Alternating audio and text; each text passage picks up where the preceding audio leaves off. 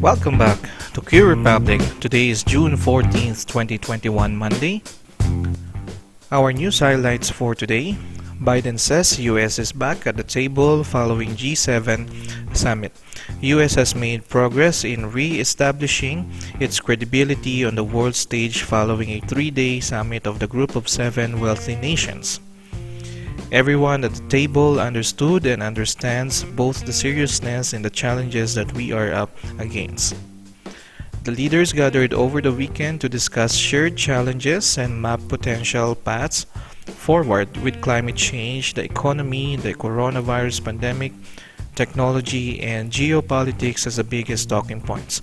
It was the first in-person G7 summit in nearly 2 years. Biden announced on Thursday that his administration would provide 500 million doses of Pfizer's COVID-19 vaccine to countries grappling with supply shortages with no strings attached. In other news, markets seen to sustain climb. The Philippine Stock Exchange Index is seen to move higher this week following gains last week. PSEi's immediate major resistance over the past 5 months has been at the 6,920 levels, while the minor support is at the 6,600 and 6,700, which serve as the next gateway prior to a potential retest above the psychological 7,000 mark, according to RCBC. RCBC attributed this to the notable increase in net foreign buying at the local stock market over the past 2 weeks, the easing of restrictions, and the arrival of more COVID-19 vaccines. For our PSEi today, we close at 6,917. Meron po tayong bounce today na 0.14%. So, napapanatili po natin yung ating support dito sa may 6,900. So, nasa gateway pa rin po tayo papuntang 7,000 to 7,100 area natin. So, maintain pa rin po or nasusustain pa rin po ng ating market yung kanya momentum. Plus, meron pa rin po tayong magandang support coming from our foreign investors. So sabi nga po natin sa news kanina na maganda po yung support ng ating market and we may sustain the rally. So we have like, kung ilalagay natin siya sa percentage, nasa 80 to 90% naman tayo mapupunta dito sa may 7,000 to 7,100, knowing na meron tayong magandang support coming from our foreign investors, and chart-wise, meron tayong magandang pag-bounce ng ating market from May 26 to 2021. So nasusustain po natin yan, and we can still look forward dito sa may 7,000 area. Probably this week mapunta na po natin yung 7,000, and then we may expect muna a pullback siguro dito sa may 7,100, and hopefully yung pullback natin is hanggang 6,900 na lang, then konso muna ulit tayo bago natin i-breakout itong si 7,100. So wag lang po sana tayo magkakaroon ng drastic movement or drastic na pagbaba upon reaching itong 7,100. So sa ngayon po, sa mga hawak nating stocks, especially kung may hawak tayong stocks na mayroong magandang momentum, hold lang muna natin yung ating shares. Sabayan natin itong si PSEi sa kanyang galaw, and pati na rin yung ating mga news worldwide. At ang mga stocks na re-review naman po natin for today, these are AC Energy, Merimart, Dito CME, Mega World, CLI, Apollo Global, URC, and RRHI. Sa mga bago po nanonood ng video na ito, I'm inviting you to please subscribe on this channel para maging updated po kayo sa mga bagong videos na nilalabas po natin, particularly sa mga news at insights na binibigay po natin sa ating mga stocks. Like and share this video as well para mapagbigay insights din po tayo sa iba. And also, before we proceed, I would just like to acknowledge and say thank you to the following people. Thank you, Ruel Taneo. Good start of the week po tayo ngayon as our momentum is still going strong. Keep safe po tayo dyan sa Riyadh, Saudi, sir. Thank you, Ayan from France. Looking forward tayo sa September dyan para mas gumaan kahit papano ang work natin. Salamat po and more blessings to come. Thank you, Hilroy. God bless you more and keep safe po palagi sa Doha, Qatar. Hello, Edna Aquino. Still going strong po ang ating market, so we can still hold on to our shares as we are approaching the 7K levels. Keep safe po, ma'am. And thank you, Adma Bullish from Riyadh, Saudi, Ed Miguel, TGBTG, Maribel Igne, Go Go Go Healthy Life, Wilson Ong, ZF4EK, hope everything is okay, sir. Keep safe po and wishing you more success. And thank you, LR Fontaminas. And I hope nakakabawi-bawi na tayo sa ating portfolio. We will continue to monitor our market, sir. And salamat po na marami sa suporta. Sa lahat po na nanonood ng video natin today, maraming salamat po and keep safe po palagi. AC Energy close today at 8 pesos. Meron po tayong continuation ng ating pagtaas sa kanya. So meron po tayong additional gain na 1.65% and maganda pa rin po yung ating support coming from the foreign investors and makita natin na maganda pa rin yung ating momentum. We are still trading above the moving average 9 and panay pa rin po yung ating pagkikreate ng ating mga higher low pati na rin po ating mga higher high. So tingin po tayo dito sa ating weekly time frame. Sa ating weekly time frame makita natin na meron tayong major resistance dito sa may 8 peso area pero meron tayong magandang momentum and magandang support coming from the foreign investors. So if not tomorrow, the day after tomorrow or within the week, meron po tayong possibility na ma-breakout itong 8 peso area and then magtutuloy-tuloy pa po siya sa pag-breakout as long as ma-maintain natin yung ating momentum. So yung ating next resistance na nakikita dito is 826, then 856 and yung pinakamataas is dito banda sa may 10 peso area. So hanggat may momentum pa po itong si AC Energy, we can still hold our shares and then depending on your trading plan, we can still accumulate more shares kay AC Energy. So check nyo po maigi yung magiging options natin for AC Energy. Marimart close today at 4.52. Meron po tayong pagbaba na 3.62%. And makita po natin dito sa ating chart na tuluyang nanghina yung ating momentum.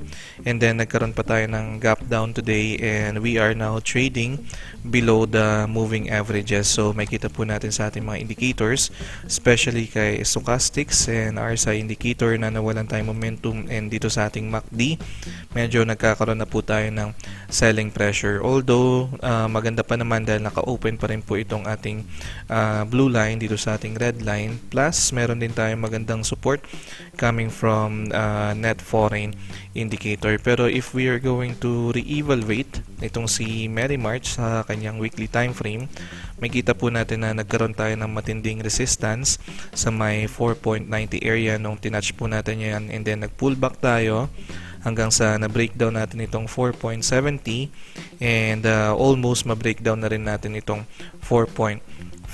So nasa 60 to 70% na mahina yung ating momentum ngayon. So brace ourselves lang, especially if may hawak tayo dito kay Marimart. Possible pa niyang ma-breakdown itong 4.50 area but we will see kasi maganda yung support natin coming from the foreign investors. So hopefully may mga nakaabang na mga bargain hunters na kapag nag-breakdown dyan sa 4.50, especially kapag tinouch itong 4.25 is bigla siyang mag-bounce back and then maka-recover tayo sa kanya. Kasi sa ngayon, medyo pinapakita ng ating market na strong itong resistance ng 4.90. Pero still, maganda pa rin yung nakikita natin dito kay Marimart kasi again, before the downtrend, we are already trading above 6 peso area. So, nasa consolidation stage itong si Marimart sa ngayon. Di lang po natin alam kung hanggang saan yung low na pwede niyang abutin. So, imo-monitor po natin siya kung ano yung kanyang possible na magiging next move. So, check niyo po maigi yung magiging options natin for Marimart. Dito CME closed at 9.42 and then nadagdagan pa po yung ating pag-pullback today na 1.88% plus yung ating net foreign is a selling today of 3.44 million. So last time nung nire-review po natin itong si dito CME, sinabi po natin na nagko-consolidate ngayon si dito CME and it looks like yung consolidation niya is heading towards down. If we are going to re-evaluate itong si dito CME using itong weekly time frame, para po siyang naging kagaya ng galaw ni Merrimart. So dito naman sa chart ni dito CME, upon reaching itong 9.96 or 10 peso area, nandyan po yung ating moving average 9. So dyan po tayo nagkaroon ng resistance, and then na-breakdown na rin po natin tong ating 9.60 area. So dito sa ating weekly time frame, matindi po yung ating resistance dito sa below moving average 9. So hindi po tayo naka breakout dyan sa moving average 9. Mabagal po yung ating galaw. Plus sa daily, may kita natin na wala pa pong masyadong reaction yung ating market. Yung volume natin is nagiging average lang, and then yung ating net foreign indicator ngayon shows na wala tayong nakitang or nakuwang support dito sa range between 9.30 and 9.60. So knowing this, medyo may pagka-bearish yung may kita natin sa kanya. So consolidation siya pero medyo bearish yung dating niya, and may nakikita tayo dito ang magandang support around 9 peso area. So we will see kapag na-reach na natin itong 9 peso area kung magbabago po yung takbo ni dito CME, kung makakaranas ba ulit tayo ng pag-bounce sa kanya or tuluyan pa nating i-breakdown itong ating 9 peso area. So sa ngayon po, unfortunately, wala tayong nakikitang magandang galaw na pwedeng makapag-breakout within the week dito dito CME sa may 9.60, especially dito sa 10 peso area. Pero ang pwede nating asahan sa kanya is bumaba pa siya dito sa may 9 peso area. So kung inaabangan mo si dito CME tapos wala ka pa namang share sa kanya, medyo observe muna. Then what we can do is pwede tayo mag-test buy dito sa 9 peso area, and then we will see kung magba-bounce back na siya. Kung hindi, abangan pa natin siya further dito sa may 8.40 area, kasi sa weekly makita natin na mahina yung ating momentum, and ganoon na rin po yung nangyayari dito sa ating daily time frame. So unfortunately, pababa po yung dating ni dito CME as of the moment. So check niyo po maigi yung magiging options natin for dito CME. Mega World close today at 3.24. Meron po tayong continuation ng ating pagtaas today na 0.93%, and yung ating net foreign indicator is still selling. More on selling po yung nangyayari dito kay Mega World today, 43.11 million in the negative.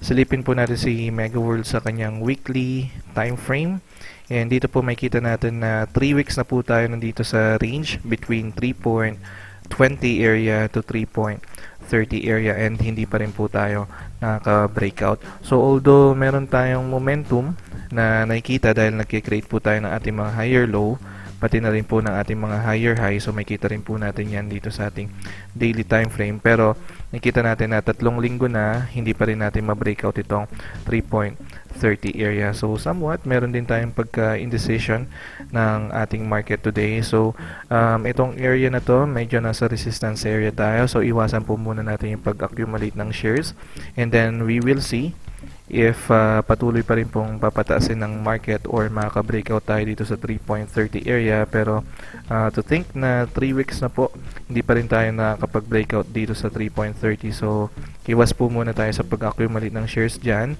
Baka mag-dip po ulit tayo below 3.20 kagaya ng ginawa natin dito noong June 7th or noong June 10th. So pagka nagdi-dip po, since may momentum naman tayo, sabayan na lang din natin siya, pero be very careful lang kasi patuloy pa rin po yung ating net foreign selling kay Mega World. So check nyo po maigi yung magiging options natin for Mega World.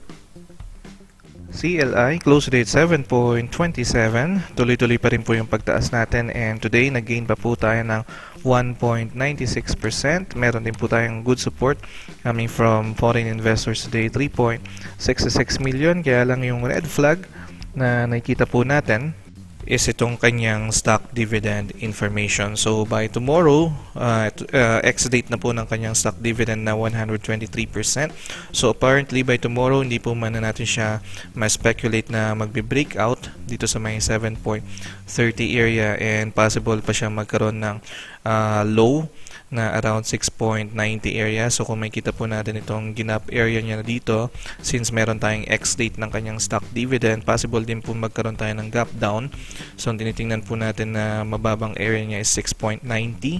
And then kapag hindi pa naka-recover yung kanya momentum, pwede pa tayong bumaba dito sa may 6.60 area. So nandito po muna tayo ngayon sa range between 6.60 to 7.30 until matapos po itong ating stock dividend play. So by tomorrow, kung sino man po may hawak dito kay CLI, brace ourselves lang, pwede siyang bumaba dito sa may 6.90. And yun nga po, kapag masusundan pa yung pagka weak momentum natin, meron naman tayong strong support dito sa may 6.60 area. So ayan yung ating parang bagong base na binuo. Ito yung ating new support. So dito natin siya pwedeng abangan na pinaka worst low na pwede po niyang magawa. So check niyo po maigi magiging options natin for CLI. Apollo Global close today at 0.1780. Patuloy pa rin po yung ating pagbaba, and today nagkaroon po tayo ng loss na 1.11%. Nakita nga po natin na nag-dip tayo ngayon dito sa ating pinaka-low na 0.1750, and then nagkaroon po tayo ng pag-bounce dito sa may 0.1780.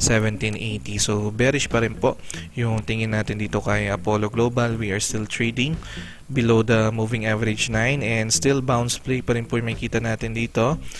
By tomorrow, we can speculate na pwede tayo magkaroon ng panibagong lower high. So kung high natin is 0.1810 today, so baka po by tomorrow pwede tayo magkaroon ng high na 0.18. So somewhat pwede tayo magkaroon ng stable price or stable support by tomorrow around 0.1780. Pero makita po natin bumaba yung ating market today na 0.1750, pero yung volume natin o yung reaction ng ating market is hindi pa rin po ganun kaganda. So pwede pa rin po natin siya ma-speculate that in the coming trading days, pwede po siya ulit bumaba dito sa may 0.1740 area. And since hindi po ganun kaganda or hindi po ganun karami yung sumalo or yung volume natin upon reaching itong 0.1750, medyo babaan pa natin ng konti yung ating support. So let's look forward dito sa may 0.17 area. So maybe in the coming weeks, pwede tayong bumaba dito sa may 0.17, and then we will see kung ito na po yung low na hinihintay para magkaroon tayo ng reaction ng ating volume, kagaya po ng nangyari dito noong April 15. So iwasan po muna natin yung pagbili dito ng shares dito around 0.1780 area, kasi we can speculate ahead of time na ito na yung ating magiging bagong resistance in the coming trading days or weeks, dahil mahina pa rin po yung ating momentum. And yun nga yung pinaka mababa pa na pwede nating speculate sa kanya is dito banda sa may 0.17. So sa ngayon po, kung nababantayan natin to si Apollo Global, more on bounce play po yung pwede nating ma-speculate sa kanya. So check niyo po maigi yung magiging options natin for Apollo Global. URC close today at 144.50. Meron po tayong pag-pullback today na 1.10%. And meron din po tayong magandang net foreign today na 46,000. And if we're going to double check itong ating net foreign indicator, so after po ng tatlong araw na sunod-sunod na millions yung pumapasok, is ngayon kahit papano is may natira pa naman na 46,000. So meron pa rin po tayong momentum. We are still trading above moving average 9 and may slight pullback lang po tayo dito. Kaya lang we have to be cautious dito po sa 150 area. Kung titingnan po natin itong si URC sa kanyang monthly time frame, first sukatin po muna natin yung inakyat ng market natin from this low noong March hanggang sa naging high po natin this month. So more or less nasa 20% na po yung tinaas natin. And be careful lang po dito sa 150 pesos, kasi kagaya po nung nangyari nung August hanggang December, tuloy-tuloy po yung pagtaas ng market, and then nagkaroon tayo ng matinding resistance dito and nag-pull back po tayo dito banda sa may 130 pesos. So if we are looking for a TP area, Dito po yun sa may 150 peso area. So iiwasan na po natin yung pagkuha ng mga shares, and then take caution lang po, bantayan po natin yung ating market. Hopefully may mapigilan na po siya dito sa 140 area, pero kung hindi, ibig sabihin malakas pa rin po talaga yung resistance natin dito sa 150, and possible na kopyahin niya po yung naging low niya dito, possible hanggang dito pa sa 120 pesos. So yan po yung ating mga titingnan na kanyang galaw sa mga susunod na weeks, pati na rin po months. So check nyo po maigi ang magiging options natin for URC. Robinsons Retail closed at 51.10. Meron po tayong pag-bounce na 0.10%, and meron din tayong net foreign buying today na 5.03 million. So sa sobrang liit po ng ating bounce, halos hindi po natin makita yung difference ng ating naging low kahapon o nung Friday around 51.05. So dito po sa ating daily time frame, makita natin na nagkaroon tayo ng momentum noong May 24th. Nag-trade po tayo above moving average 9, and then upon reaching itong 54 peso area, nawalan po tayo ng momentum. Nag-trade po ulit tayo below moving average 9 and below moving average 20. Makita po natin sa ating stochastics and RSI indicator. So nawalan po tayo ng momentum, and currently yung ating MACD ngayon is nadadagdagan po yung selling pressure. So anytime soon, pwede na po mag-cross down ulit itong ating blue line dito sa ating red line. So kung bibisitahin po natin yung kanyang monthly time frame, halos nagkaroon po tayo dito ng strong support sa 50 peso area, pero kagaya po ng nakita natin kanina sa daily, upon reaching itong 54 pesos, mukhang nagkaroon lang po tayo ng ating bounce play. Siguro hinihintay muna natin bumaba itong ating moving average 9 kasi nagkakaroon po tayo ng downtrend channel sa kanya, and we are just trading below the moving average 9 dito sa monthly. So sa ngayon po is medyo malayo po yung ating moving average 9. So it could be na magpatuloy pa rin po yung downtrend channel ni Robinsons Retail, and we will see kung ano po magiging reaction ulit ng market pagdating dito sa 48 pesos, kasi dyan po tayo nag-bounce back noong May 24. So we'll see kung hindi pa rin siya talaga magiging strong support. Unfortunately, pwede pa natin siya bantayan dito pa banda sa may 44 peso area. So sa mga gustong pumasok dito kay Robinsons Retail, test buy pa lang yung pwede natin gawin dito sa 48 pesos, kasi pwede pa siyang bumaba pa further dito sa 43 bago siya magkaroon ng bounce back. Pero we will see, baka mamaya bounce back play lang din yung maging itsura ng kanyang market at that time. So ayan po yung ating babantayan. So check nyo po maigi yung magiging options natin for Robinsons Retail.